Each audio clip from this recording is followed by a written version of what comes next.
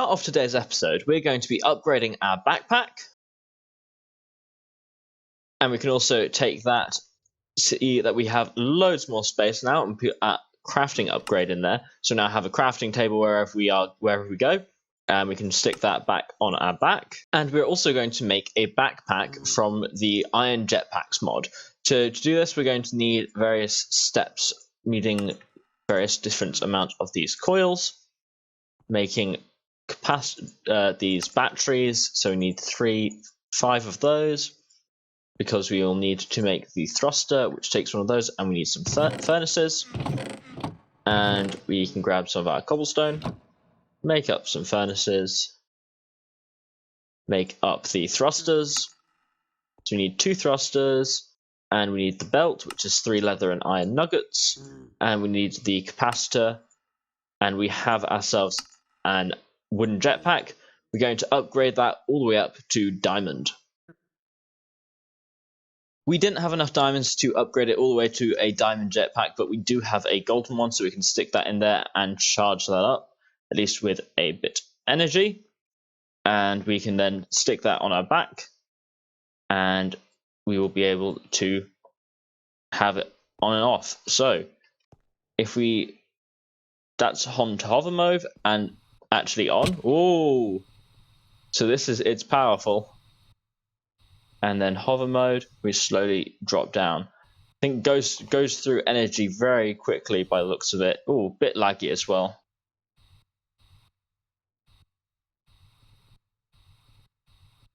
Anyway, we can also make the upgrade for the 3x3 for our mining laser. We have also upgraded all the way to tier 3 of fortune and the tier 3 of range.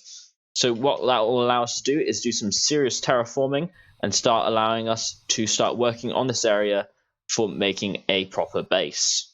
I just want to give a very brief overview of what we have been doing. So we have been filling in this area here to sort of define the massive crater a little bit more, so that we can then see the defined outside of the crater.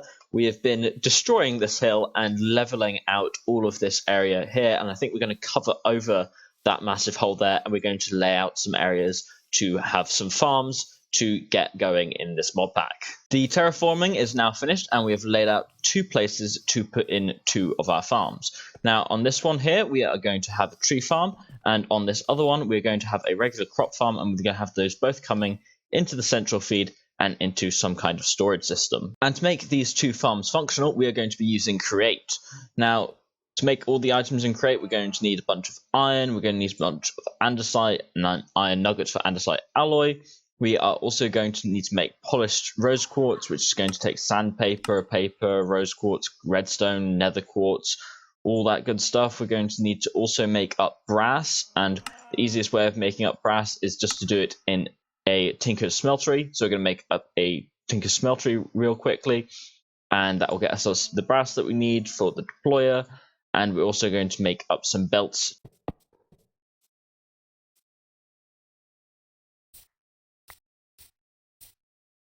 While we're waiting for our bricks to smelt down, we can also make something called a time in a bottle.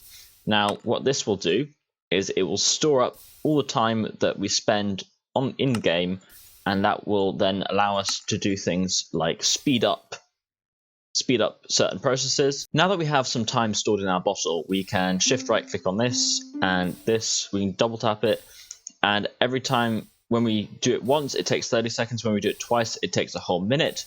We can even speed up how fast it pours out, and that you can see how visibly noticeable that is going fast now. Now all of our bricks have finished melting up, we can also place down our casting basin, another faucet on the other side, and we should have 4 ingots after this one has melted up, a seared heater in the basin, and then when we cast that on top of there, we should be getting a smeltery controller. We also need to make up a seared tank for fuel, and we can go fill that up with some lava, and we should be able to pour that into there now, and that should turn into the controller. There we go, we have our smeltery controller, and we can now make up a full smeltery and make up some brass.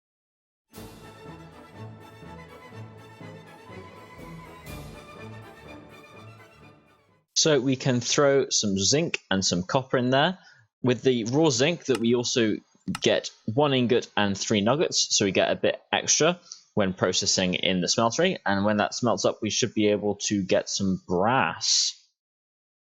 There we go, all mixed up, and that's 8 ingots of brass, and we can cast that out here, and it will automatically cast and give us brass ingots into this chest, and then we can just make up as much brass as we need for making things like the deployer and any other machines. We're now going to go and make all the other create machines that we will need.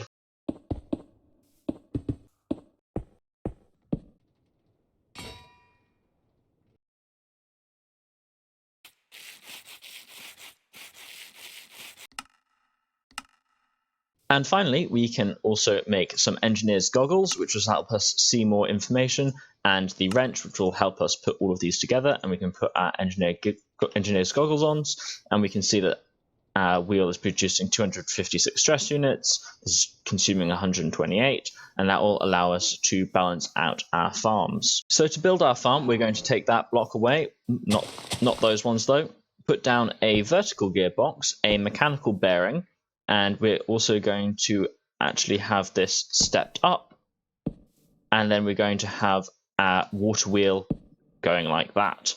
And what this will allow us to do is have it so that we can build up with our radial chassis. That should be far enough. And then we are going to have a portable storage interface coming off the front there, and that will go into another one. So we can use our wrench also to easily destroy these blocks.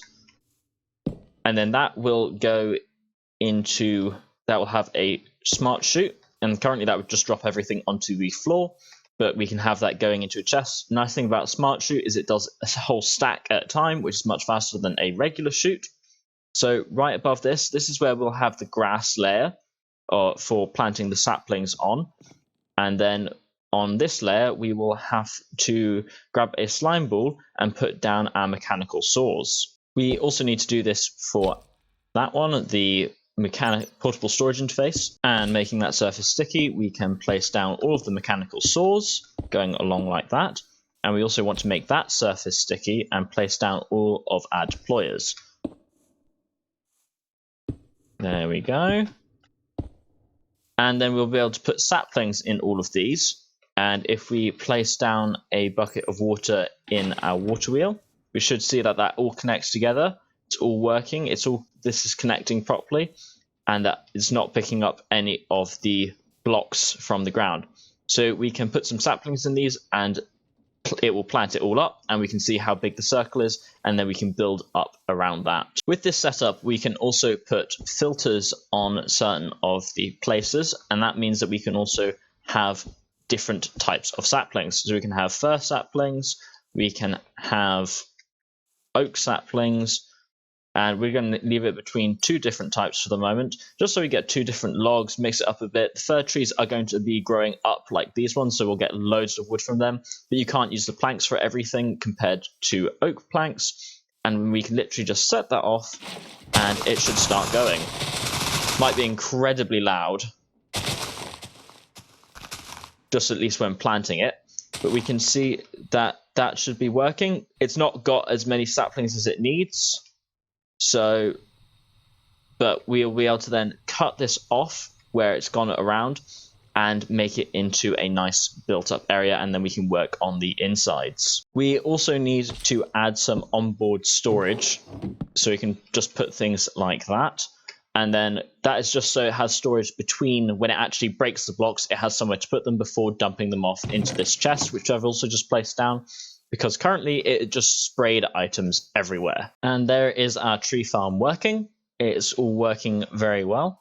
And we can go in here and we can see that it is producing a lot of wood. And this was maybe 10 minutes worth of production, so I think this thing is actually way oversized for what we need it for. The thing is, it grows these massive trees, and they're each like 1.5 stacks of logs, so it takes no time at all for a couple of them to grow up like that, and then you're already filling up this chest a huge amount.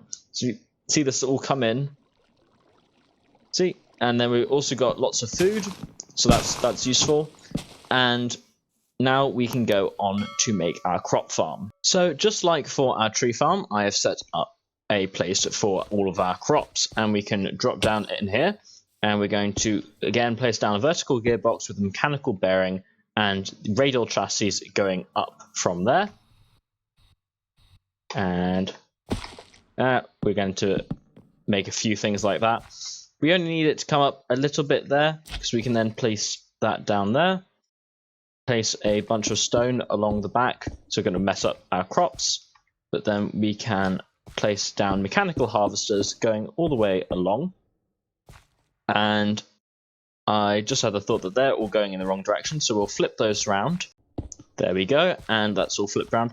And we can go back down underneath and set up the power with the large gears, small gears, and the water wheel. And then putting on the portable storage interface with the chute coming down, and just go into a barrel for the moment and put in the storage barrel next to that. And that should be everything. We just need to grab a bucket of water and set it off going. We also need to retill the soil once it gets going and plant up a bunch of crops. So there we go, that is all of our crops planted up. We have wheat, we have flax, we have potatoes, we have beetroot, we have carrots, and it's all lit up with some glowstone.